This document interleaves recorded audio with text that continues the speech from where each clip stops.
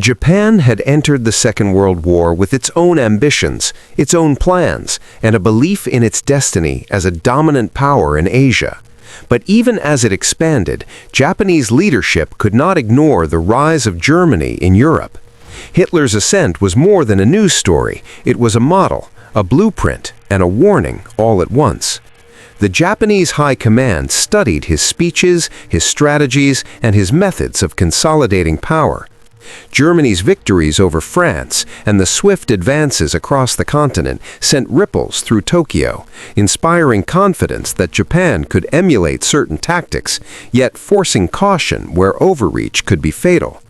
By 1940, as the Axis powers began to formalize their alliances, Japanese leaders found themselves increasingly influenced by German doctrine. They admired Hitler's ability to command loyalty, his use of propaganda, and the efficiency with which he mobilized an entire nation. Japan's military planners began to model some of their operational structures on the German system, integrating centralized command with strict discipline and ideological messaging to maintain morale among troops and civilians alike. Hitler's speeches were translated and analyzed, not as entertainment, but as lessons in leadership and strategy. Every phrase, every directive was scrutinized for its potential to guide Japanese actions. Yet admiration came with caution. Japanese leaders knew that Germany's methods could not be transplanted directly. The cultural differences were vast, and Japan's own emperor-centered system demanded careful alignment. Still, Hitler's successes reinforced the idea that decisive action, total mobilization, and uncompromising ideology could overcome larger adversaries. In planning the invasion of Southeast Asia, some Japanese officers openly referenced German blitzkrieg tactics, emphasizing speed, surprise, and concentrated force to overwhelm opposition before it could organize a coherent defense. The influence extended beyond military strategy into diplomatic thinking. Hitler's alliances, negotiations with Italy, and manipulations of smaller European nations taught Japanese leaders the value of strategic partnerships. Tokyo observed how Germany handled occupied territories, rationed resources, and maintained control over diverse populations. These observations informed Japan's own policies in territories it occupied, often with brutal efficiency, but also with a focus on maintaining order rather than inviting chaos. Communication between Germany and Japan was limited by distance and the hazards of wartime travel, yet it was consistent enough to shape decision-making. Japanese envoys reported back on Berlin's military assessments, Hitler's predictions, and the German High Command's evolving strategies. Japan's leadership debated these reports extensively. They questioned whether emulating Germany's approach could succeed in Asia, with its vastly different geography, enemy forces, and colonial histories. These debates were intense, sometimes bitter, reflecting the tension between inspiration and caution. The turning point came as the war progressed and Germany began to falter. Japanese leaders who had once revered Hitler's genius now watched Berlin crumble under pressure from the Allies. Hitler's failures became lessons as much as his victories had been. The Japanese military realized that blind imitation of German strategy could be catastrophic. They began adapting selectively, learning from both the successes and the mistakes of the Third Reich. Germany's downfall demonstrated the danger of overextension, miscalculated offensives, and rigid ideology that refused adaptation. At the same time, Japan continued to rely on the Axis alliance rhetorically, sending messages of solidarity to Germany and publicly praising Hitler's efforts. This maintained political legitimacy and morale within Japan, while also signaling to the Allies that Tokyo remained a committed partner. Internally, however, the High Command absorbed these lessons with a critical eye. Hitler's methods were both a template and a cautionary tale, and Japanese strategy increasingly reflected a hybrid approach, combining indigenous military traditions, emperor-centered authority, and selective adoption of German operational principles. The final years of the war highlighted the complexity of this influence. As Japan faced increasing pressure from the United States and its allies, the High Command weighed Hitler's experiences heavily. They watched news from Europe, the failure at Stalingrad, the retreat across France, the destruction of Berlin. These events were not distant, they were warnings, mirrored in the potential trajectory of Japan's own war.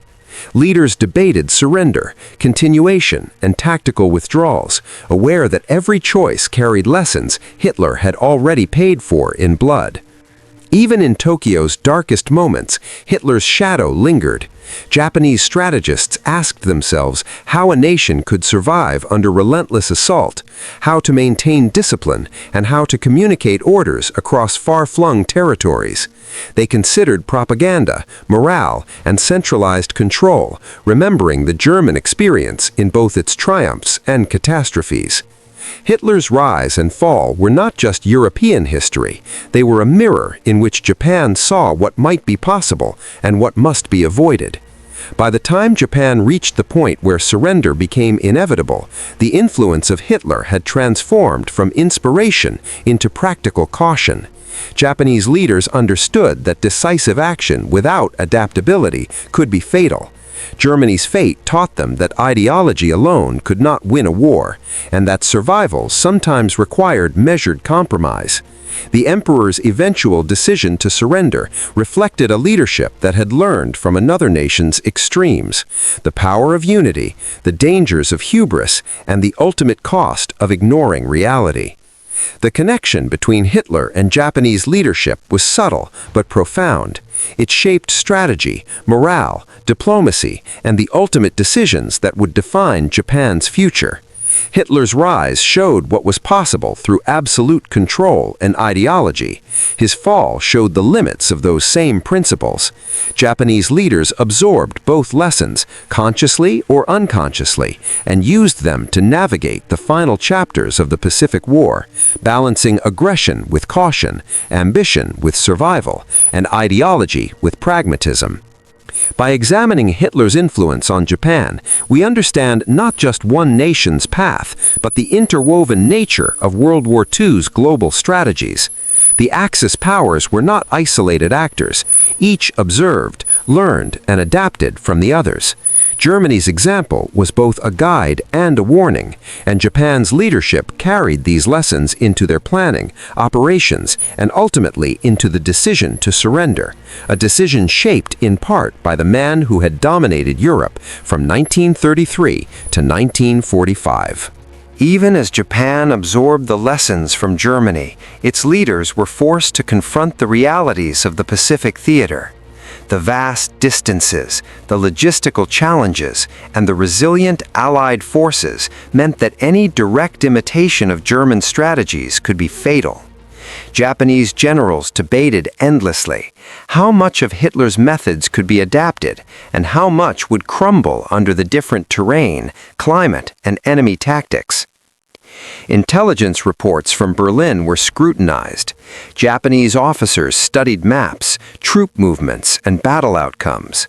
They discussed the blitzkrieg concept, rapid assaults, and surprise attacks.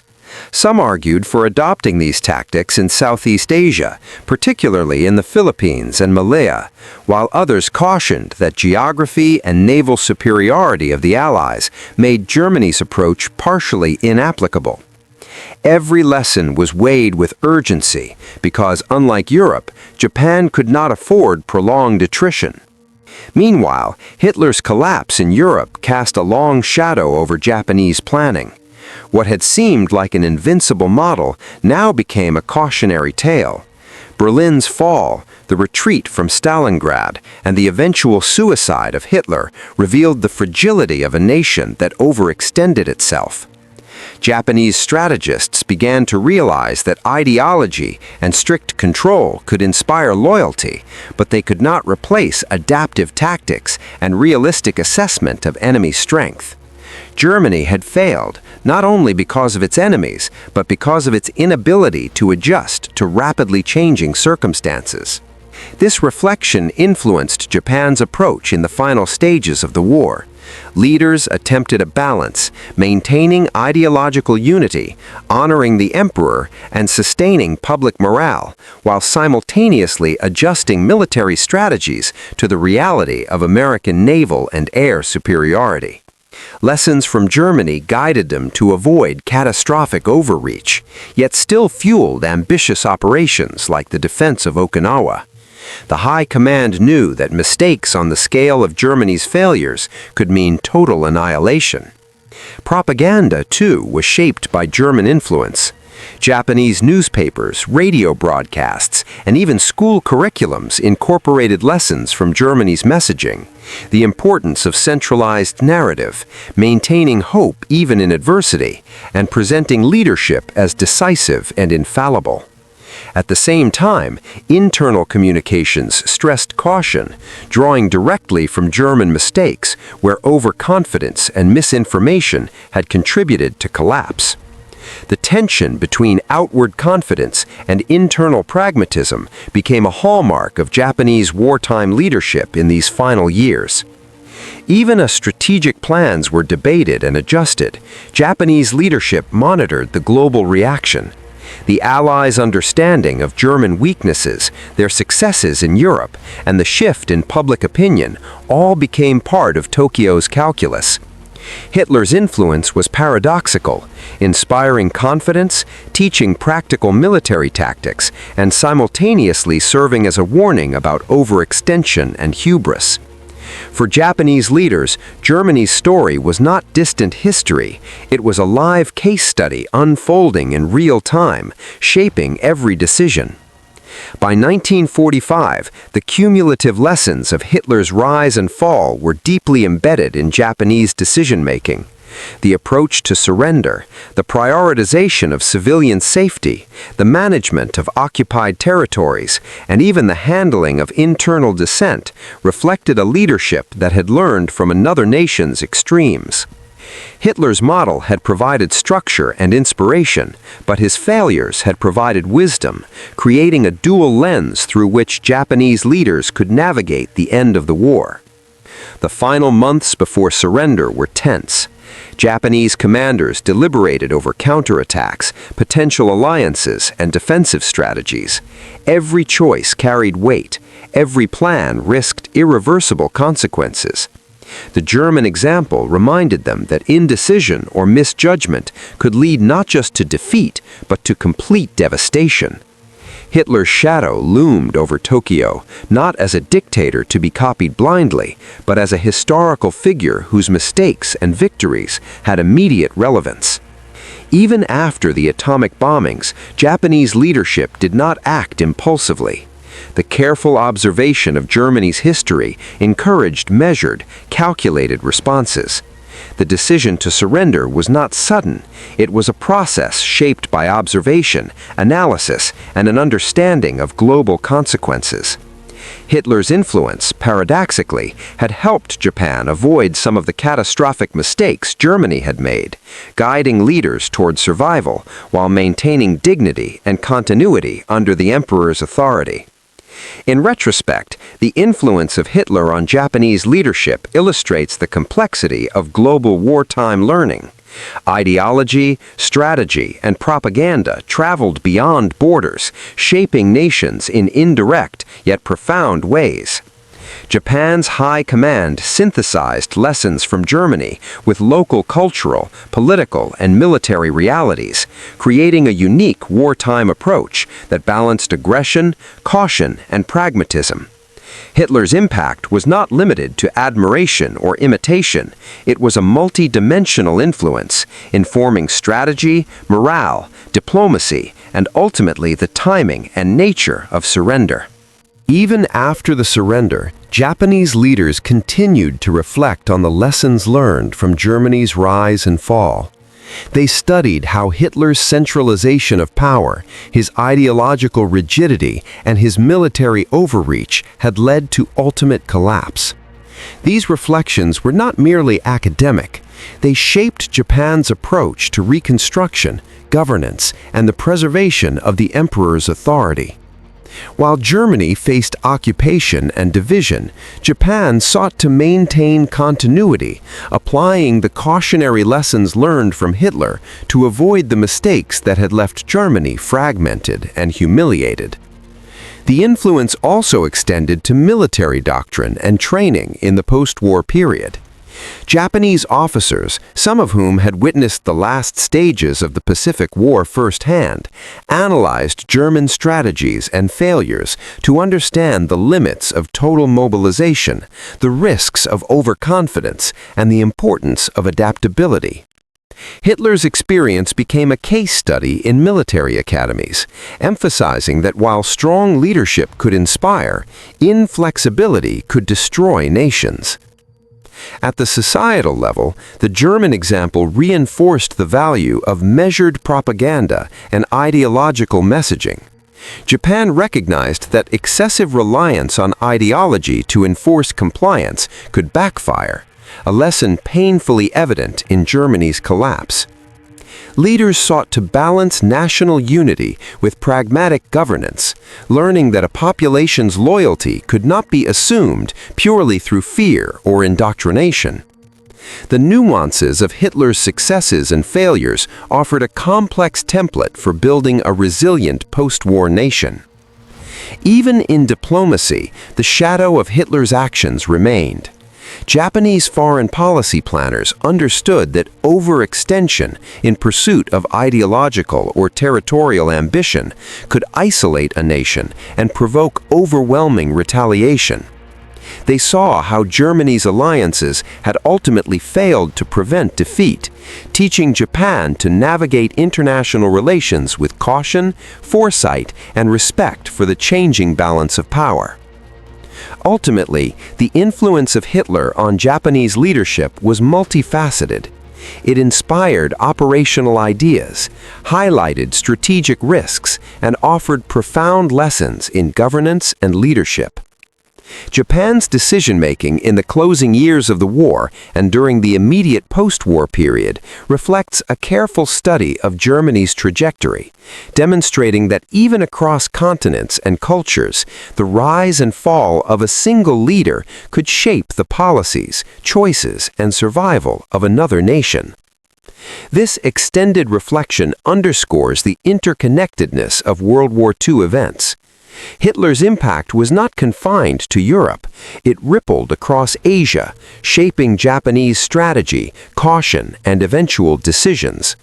By examining this influence, we gain a clearer understanding of how lessons from one theater of war can profoundly affect another, revealing the global reach of leadership, ideology, and the consequences of absolute power.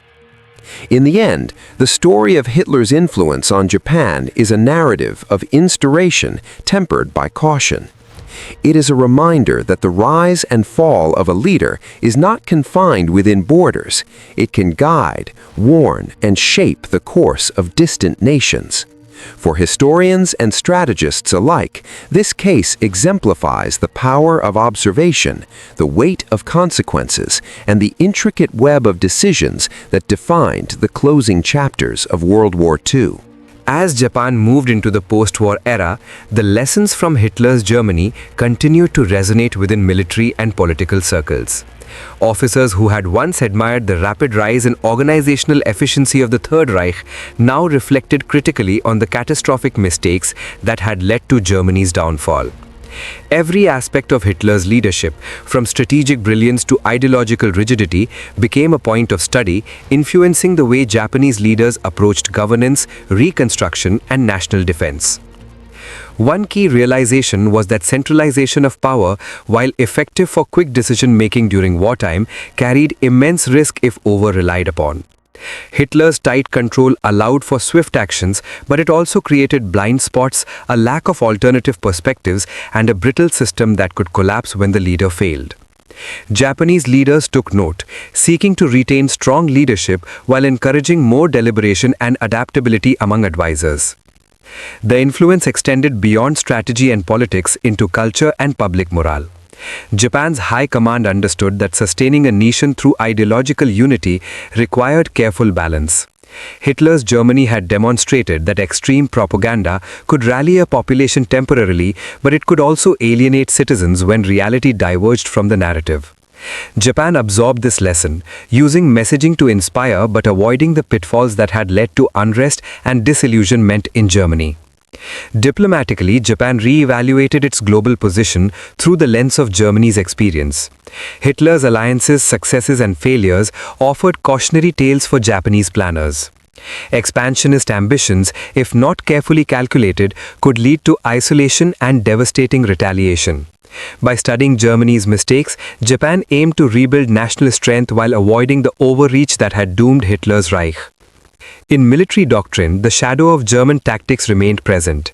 Japanese training programs and operational planning integrated insights from the Blitzkrieg approach combined with local innovations suited to the Pacific theater. Speed, surprise and decisive action were emphasized, but tempered with lessons in flexibility and risk management that came from observing German overextension. The result was a unique synthesis. German-inspired efficiency adapted to Japan's geography, culture and strategic constraints. Even as Japan rebuilt and redefined its place in the world, Hitler's impact remained a silent guide. Leaders reflected on the cost of ideology, unchecked by practicality, the importance of adaptability in leadership, and the far-reaching consequences of ambition. The rise and fall of Hitler had left a blueprint, not just of operational brilliance, but also of cautionary failure. Japanese leaders, consciously or unconsciously, absorbed both lessons. Ultimately, this influence shaped Japan's transition from wartime extremity to peacetime pragmatism. Strategic decisions, governance structures, military reforms, and cultural messaging all bore the imprint of careful study of Germany's experience. Hitler's legacy in this context was a complex one, a source of inspiration, a repository of warnings, and a framework for navigating both ambition and restraint. By the mid-1940s and beyond, Japan's understanding of Hitler's rise and fall informed a broader philosophy. That leadership must be decisive yet adaptable, ambitious yet realistic, ideological yet tempered by reality. This nuanced comprehension of power and consequence allowed Japan to survive, rebuild, and emerge from the shadows of World War II with lessons deeply ingrained from a nation that had once seemed unstoppable yet ultimately fell under its own weight. As the war fully ended and Japan faced the monumental task of rebuilding, the lessons from Germany's experience remained etched in the minds of its leaders. Hitler's rise had been a testament to the power of ideology, discipline, and centralized authority, but his fall had revealed the dangers of overreach, rigidity, and unchecked ambition. Japanese leadership reflected on both, taking inspiration from his organizational genius while carefully avoiding the mistakes that had led to Germany's collapse. The decisions taken in those final months and the reflections that followed shaped Japan's reconstruction, military reforms, and approach to governance for decades to come. Hitler's influence was subtle yet profound, reminding leaders that strategy, adaptability, and realism must always temper ideology. The story of this influence offers insight not just into wartime decisions, but into how nations learn from one another across continents, cultures, and conflicts. Even today, historians study this period to understand how global powers are shaped by observation, by lessons learned from both triumphs and failures. Hitler's actions may have been thousands of miles away, but their impact resonated deeply in Tokyo, shaping decisions that determined the fate of millions. The intertwining of these two Axis powers, Germany and Japan, offers a unique lens into leadership, strategy, and the far-reaching consequences of war. As we reflect on these events, it is clear that history is more than dates and battles. It is a complex web of decisions, influences, and lessons. Understanding how Hitler's rise and fall affected Japan helps us grasp the interconnected nature of global events and the profound responsibility of leadership. It reminds us that even distant actions can shape the destiny of nations, and that learning from the past is crucial to navigating the future.